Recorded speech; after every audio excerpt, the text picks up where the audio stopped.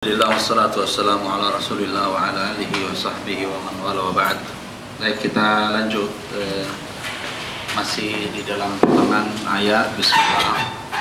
Ini insyaallah yang menjadi bahasan kita di malam hari ini, ya, di luar ekspektasi tadi.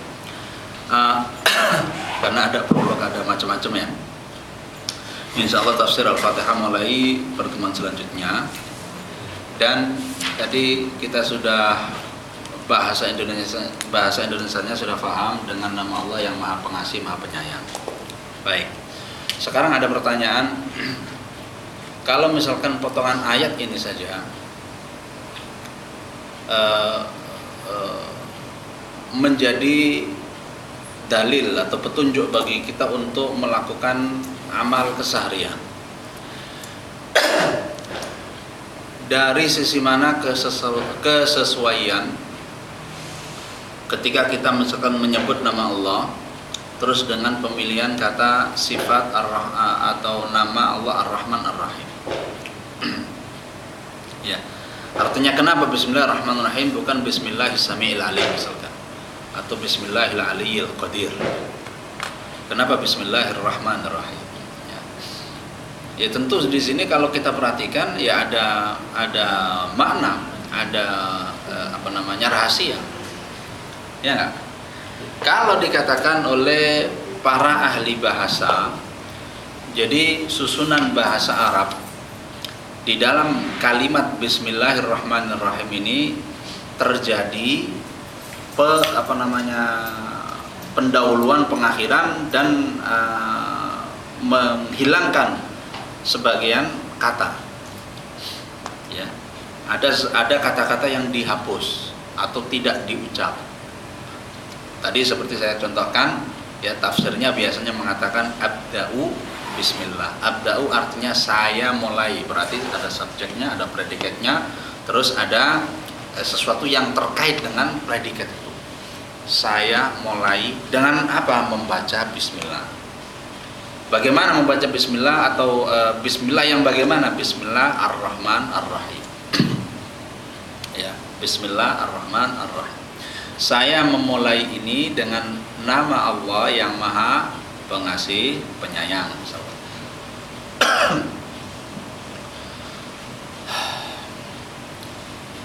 Kata saya mulai atau abda'u merujuk kepada semua aktivitas yang akan kita lakukan. Aktivitas itu berupa ucapan ataupun perbuatan. Saya akan ngomong Bismillahirrahmanirrahim. Saya akan berbuat Bismillahirrahmanirrahim. Ya. Nah, pemilihan Ar-Rahman Ar-Rahim ini, yang tadi dikatakan Ar-Rahman menunjukkan sifat rahmat, Ar-Rahim menunjukkan perbuatan bahwa Allah itu merahmati. Ya. Nah, ternyata aktivitas kita tidak akan berjalan jika Allah tidak memberikan rahmatnya kepada kita. Aktivitas manusia itu tidak akan bisa terjadi kalau Allah nggak sayang sama kita. Allah berikan mulut, tapi Allah cabut rasa sayangnya. Mulut nggak bisa ngomong, mulut nggak bisa, ada urat ya yang salah lah gimana, nggak bisa keluar suara.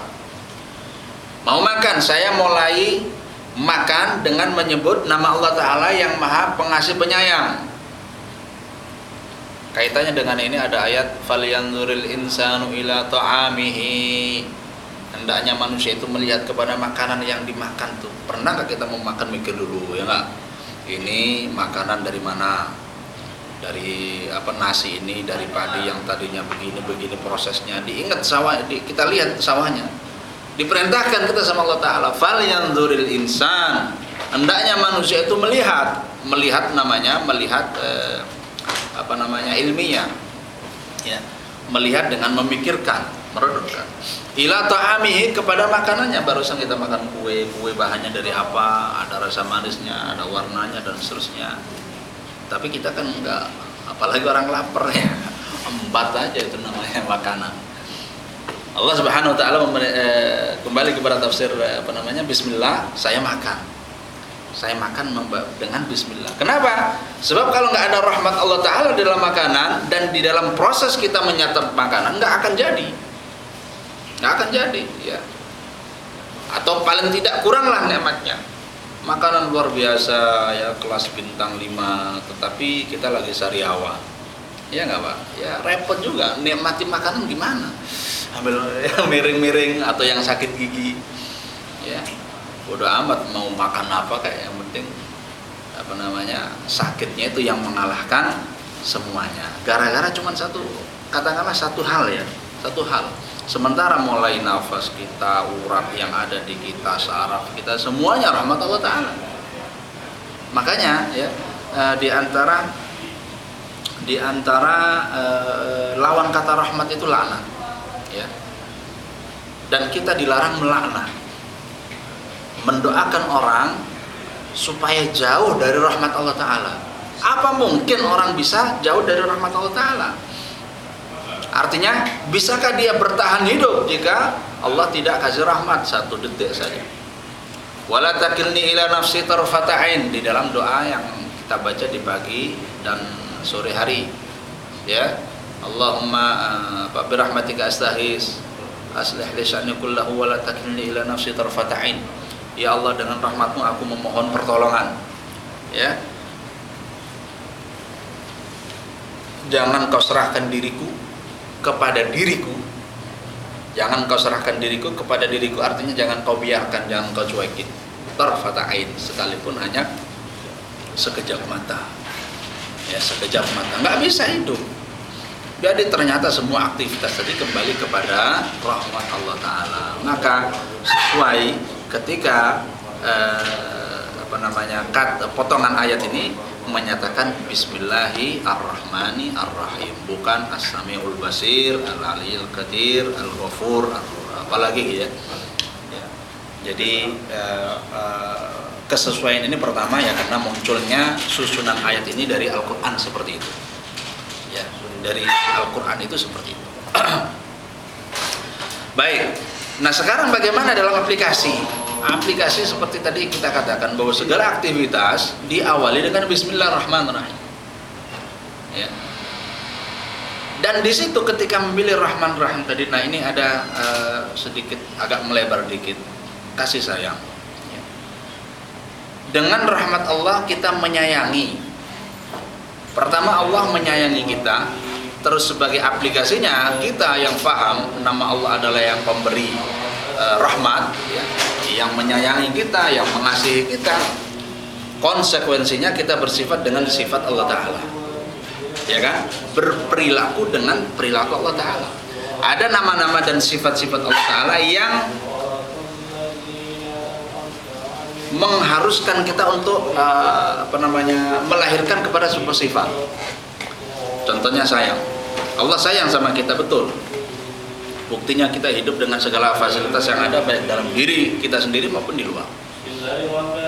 Nah, terus bagaimana kita yang mukmin yang menetapkan nama-nama indah bagi Allah Ta'ala tadi, bagaimana manfaat yang bisa kita ambil untuk keseharian?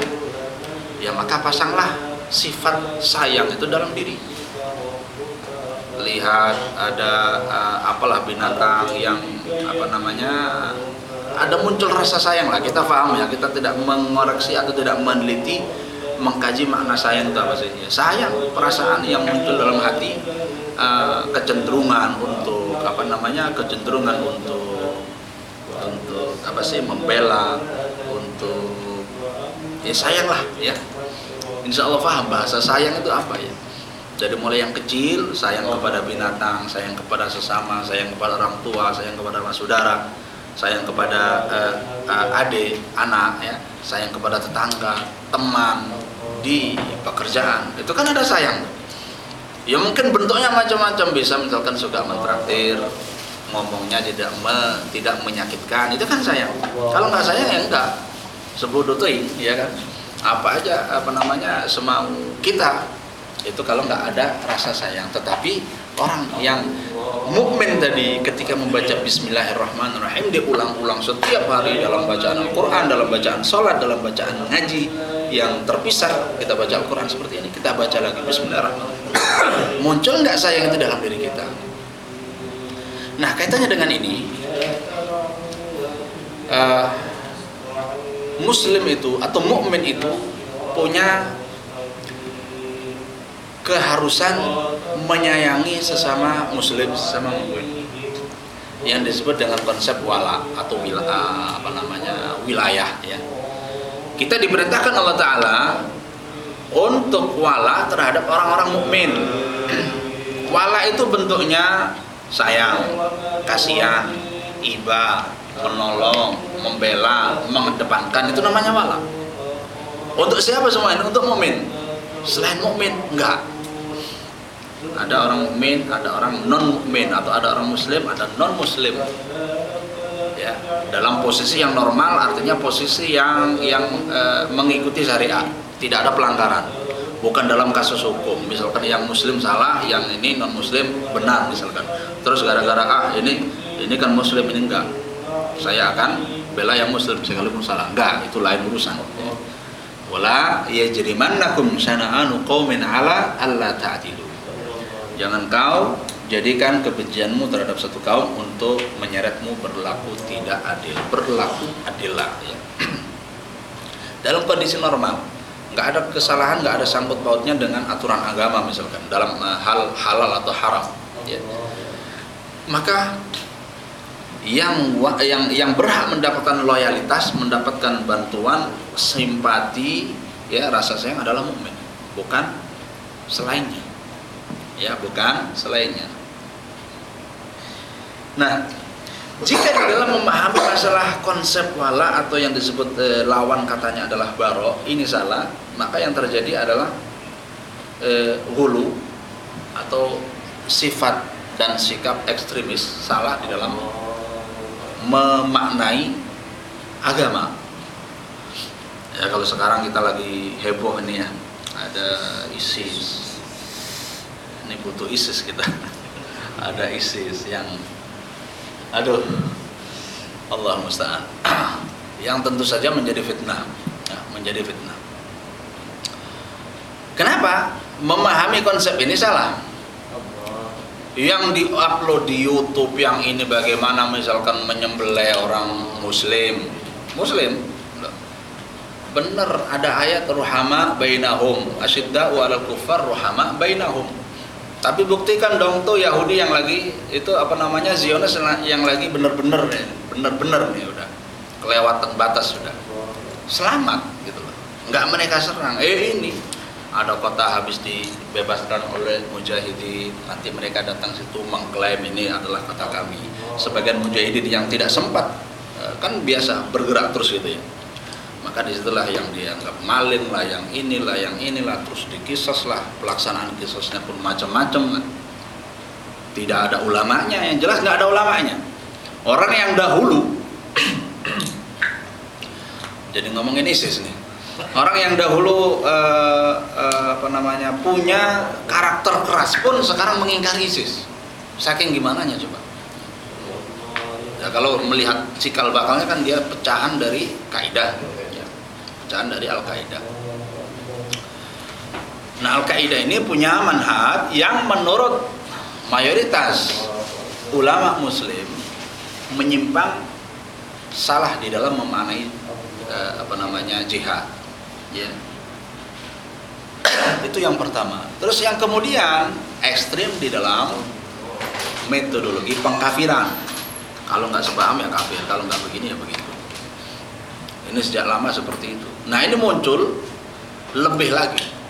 Tokohnya sekarang setelah Usama selesai, yang menjadi pimpinan Qaeda siapa? Ayman Zawahiri. Ayman Zawahiri pun mengingkari apa yang dilakukan oleh Abdurrahman Baghdadi, Abu Bakar al-Baghdadi. Ya. Jadi seolah kalau dulu kami penggal-penggalin orang, kami kafir-kafirin orang, sekarang muncul yang lebih sadis gitu loh. Muncul yang lebih sadis, maka menjadi fitnah. Nah, sekarang kalau kita kembalikan dalam satu potongan kecil aja ayat Ar-Rahman Ar-Rahim, bagaimana menerapkan sayang itu, memahami konsep sayang terhadap sesama muslim, sayang terhadap sesama manusia, sayang terhadap makhluk yang lain non manusia. Alam semesta ini kan jalan stabil kalau ada sayang. Kalau nggak sayang, orang yang buang sampah sembarangan, orang yang tebang pohon sembarangan, ya Ya, zaharal fasadu fil barri wal bahri bima kasabat aydin nas. Muncul kerusakan di laut, di daratan oleh yang dilakukan tangan manusia.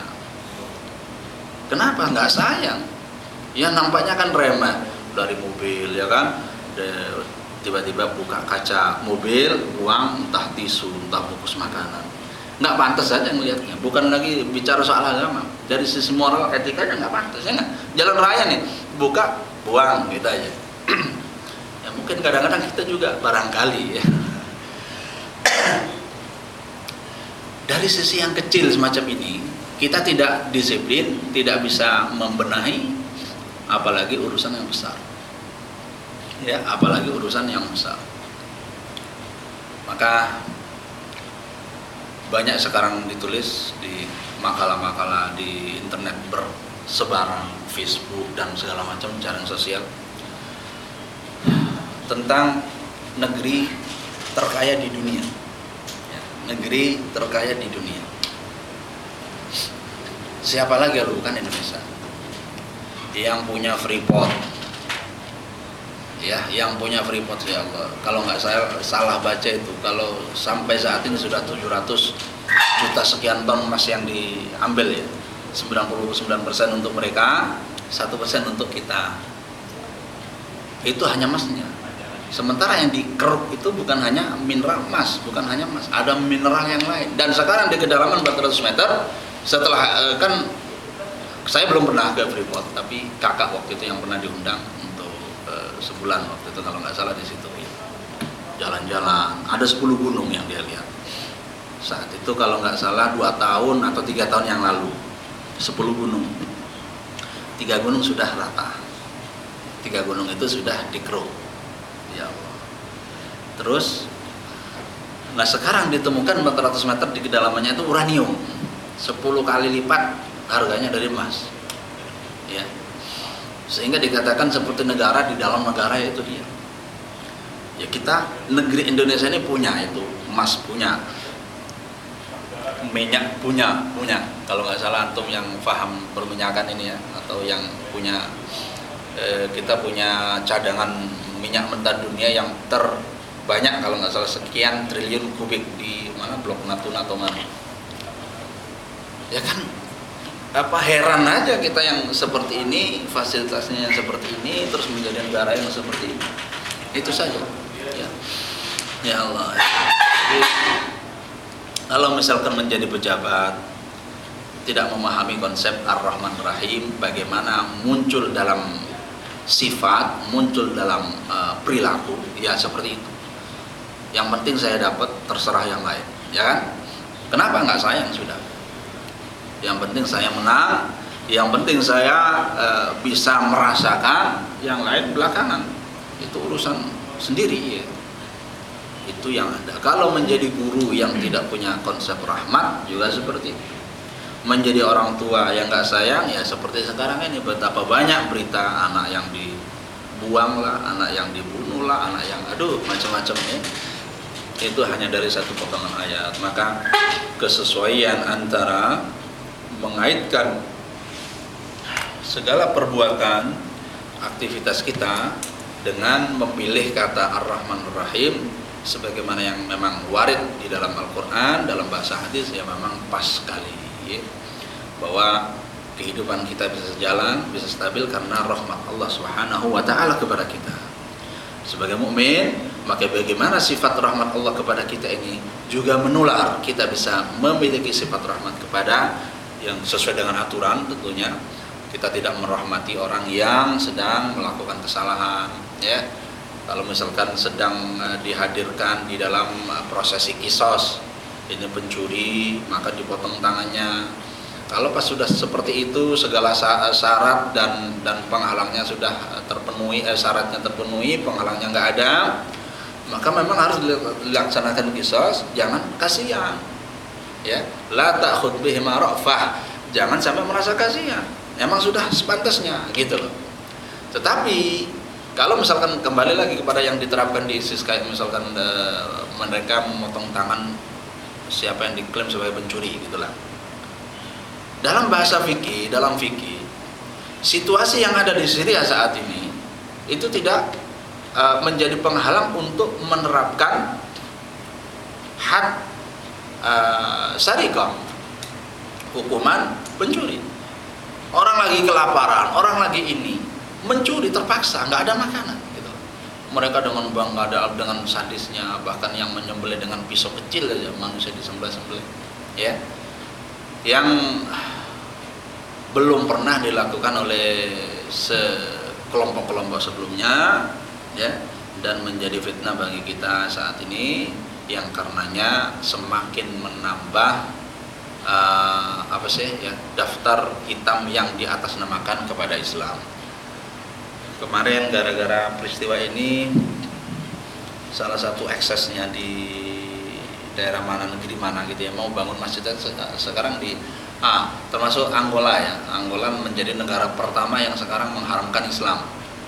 Islam nggak boleh ada di Angola, masjid dirobohkan semua. Terus di negeri di Eropa ini, dekat dengan Belanda kalau nggak salah, teman-teman mau bangun masjid sekarang udah nggak ada izin pembukaan masjid, udah nggak ada, gara-gara mereka ini ya. Mereka melihat ya Islam itu sebagai satu, padahal di dalam itu Islam ya tentu begitu banyak kelompok, begitu banyak sekte. Ya, Nabi mengatakan umatku akan terpecah menjadi 73 golongan. 73 itu bukan angka yang ada saat itu ada, atau misalkan harus ada dalam satu masa, tetapi berkembang, dan itu pun bukan menutup kemungkinan untuk muncul sempalan-sempalan yang lain. Maksudnya misalkan si A itu sebagai sempalan, di si A sendiri sekarang bermacam-macam sekte. Khawarij itu sempalan. Nah, sekte Khawarij ini bermacam-macam sekte, ada Ibadiyah, ada Haruriyah, ada macam-macam, ya, sabrek. Termasuk orang yang mengaku Ahlus Sunnah wal Jamaah. Ahlus Sunnah wal Jamaah muncul seperti orang-orang tadi itu, yang salah di dalam mengaplikasikan, muncul kelompok yang disebut takfirin, muncul kelompok yang disebut ini, yang disebut itu, ya. Sama-sama berpayung di dalam istilah atau di bawah istilah Ahlus Sunnah wal Jamaah. Jadi apa dong yang harus bisa kita lakukan? Ya memang ngeluh kalau saya pikir, ya pusing kepala kalau mikirin yang seperti ini. Jadi apalah yang bisa kita lakukan dah? Ya, memang fitnah ya, akhir zaman semakin semakin banyak fitnah, ya, dan kita selalu berdoa kepada Allah Taala mudah-mudahan kita tidak dijadikan fitnah bagi orang kafir, dan orang kafir tidak dijadikan fitnah untuk kita, ya. Wala taj'alna fitnatan lil ladzina kafaru, ya. Maksudnya apa? Karena kita salah di dalam mengamalkan konsep Islam atau ajaran-ajaran Islam, terus orang-orang yang non muslim menjadi salah dalam memahami Islam. Oh, Islam itu seperti ini, enggak deh, jangan. Ya, selalu seperti itu, ya, padahal Islam itu terbebas dari perilaku semacam ini. Baik, barangkali ini ya yang saya kurang bisa fokus, ini kepala juga agak tenang. Mungkin kita nyantai aja, tanya jawab barangkali, terus Fatihah dari Alhamdulillahirabbil alamin kita awali nanti di pertemuan selanjutnya. Demikian dari saya, kurang lebihnya mohon dimaklumi, dimaafkan, ya. Saya persilakan waktu untuk saling diskusi lah, ya. Silakan kalau ada pertanyaan. Silakan. Ada yang menyampaikan atau menjelaskan menyebut Fatihah dengan kata lain Sabtamatan. Sabtamatan itu juga diartikan, ada yang mengartikan bahwa 7 ayat yang dibaca berulang-ulang, atau 7 ayat yang dibagi 2. Dan di situ juga di penjelasan itu dilengkapi dengan bahwa setiap bacaan ayat Fatihah itu dijawab sama Allah yang menyuruh di depan malaikatnya. Apa keterangan itu di dalam hadis atau baik. Barakallahu fiik, Masya Allah. Nah, ini pertanyaan Ustadz ini. Baik. Insya Allah akan kita bahas, tetapi secara informasi awal itu disebutkan di dalam hadis, ya. Wa idza qala 'abdi alhamdulillahirabbil alamin, ya. Qala Allah Ta'ala hamidani abdi. Oh, hambaku sedang memujiku. Ar-Rahman Ar-Rahim. Apa tuh ayatnya? Apa namanya hadisnya? Kalau hamba itu mengucapkan Ar-Rahman Ar-Rahim, maka Allah mengatakan, oh, hambaku sedang majjadani abdi, sedang mengagungkanku. Maliki yaumiddin dan seterusnya. Itu 3 ayat. Sampai ketika mengucapkan iyyaka na'budu wa iyyaka nasta'in, Allah mengatakan hadza baini wa baina abdi nisfaini ja'altuhu nisfaini. Ini antara aku dengan hambaku aku jadikan 2. Tadi yang 3 untukku semuanya, pujian, pengagungan, tamjid itu untuk aku. Terus setelah iyyaka na'budu wa iyyaka nasta'in, baru ini semuanya untuk hamba. Ihdinas siratal mustaqim.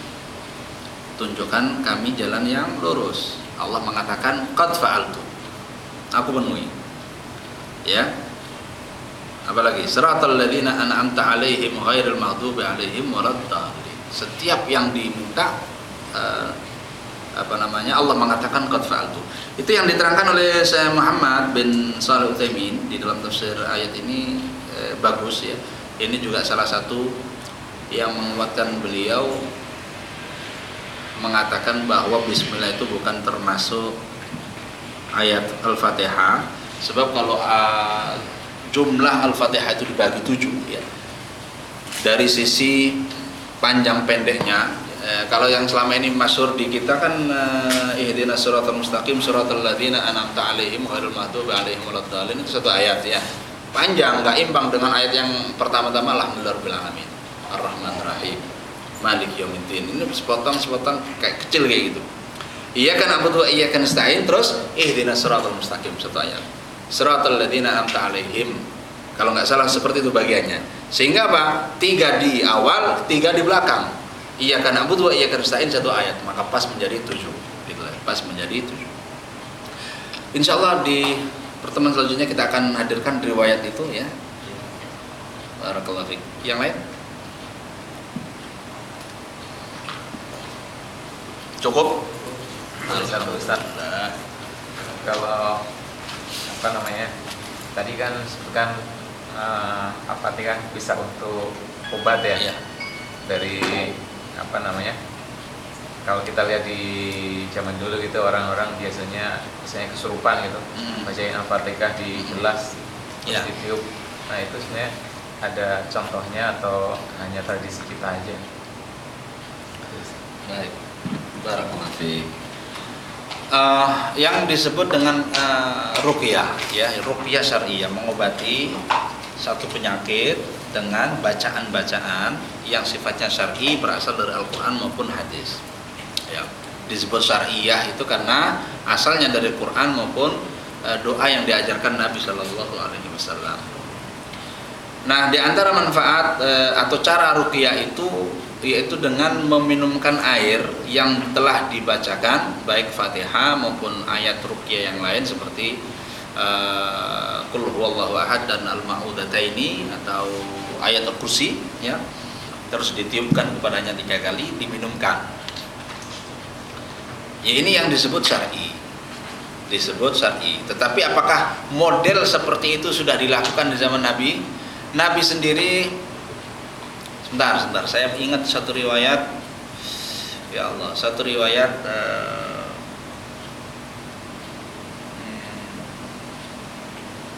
ketika Nabi hendak mengangkat Ali bin Abi Thalib, itu perang apa itu ya?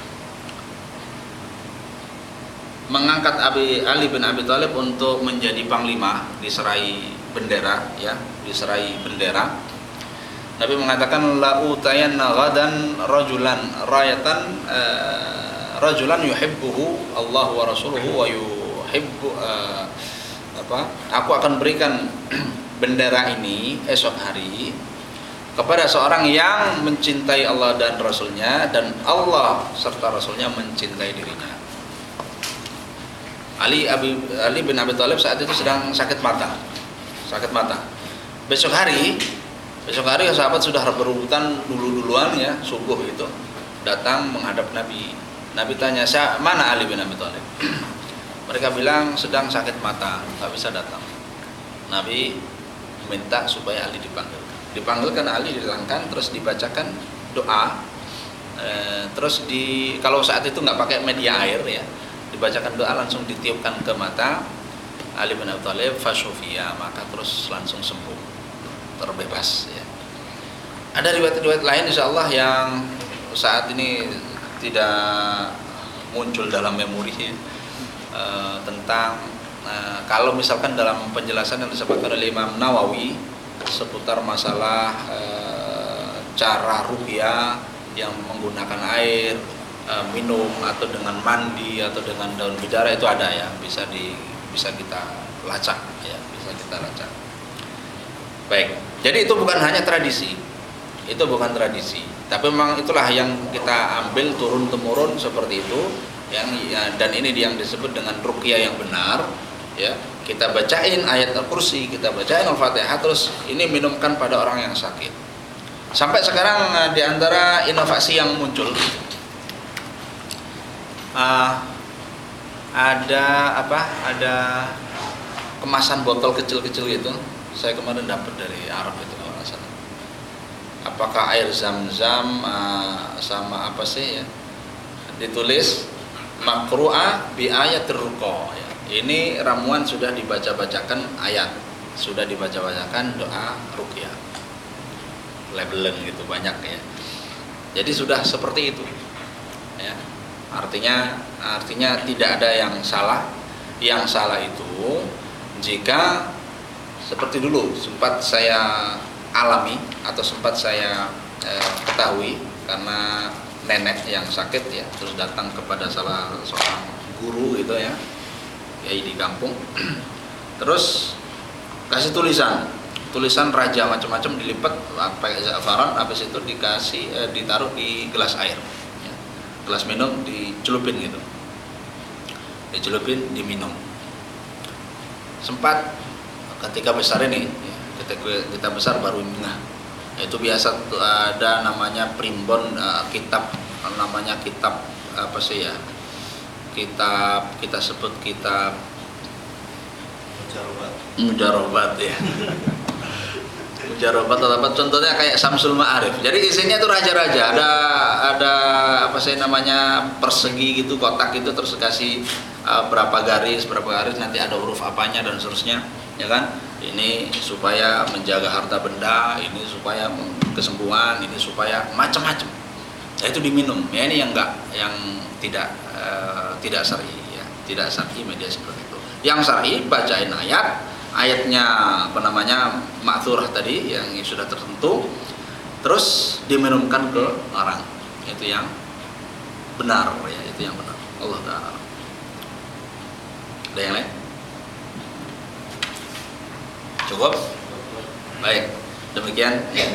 Mudah-mudahan manfaat untuk saya, untuk antum semua. Ini ada jamaah perempuan nggak? Oh sudah malam ya. Baik, ya mohon maaf kalau masih ada dan tidak disebut-sebut gitu. Seolah ya karena memang ini ya bukan kita katakan pelengkap, tapi apa namanya karena pembicaranya di sini gitu lah. Karena pembicaranya di sini maka yang kelihatan itu aja yang kadang-kadang suka disebut. Baik, kurang lebihnya mohon dimaafkan. Kita sambung lagi nanti dan kita akhiri dengan kafaratul subhanakallahumma bihamdika asyhadu an la ilaha illa anta astaghfiruka wa atubu ilaik. Sallallahu ala nabiyina Muhammad wa ala alihi wasallam wa akhiru da'wana alhamdulillahi rabbil alamin. Assalamualaikum warahmatullahi wabarakatuh.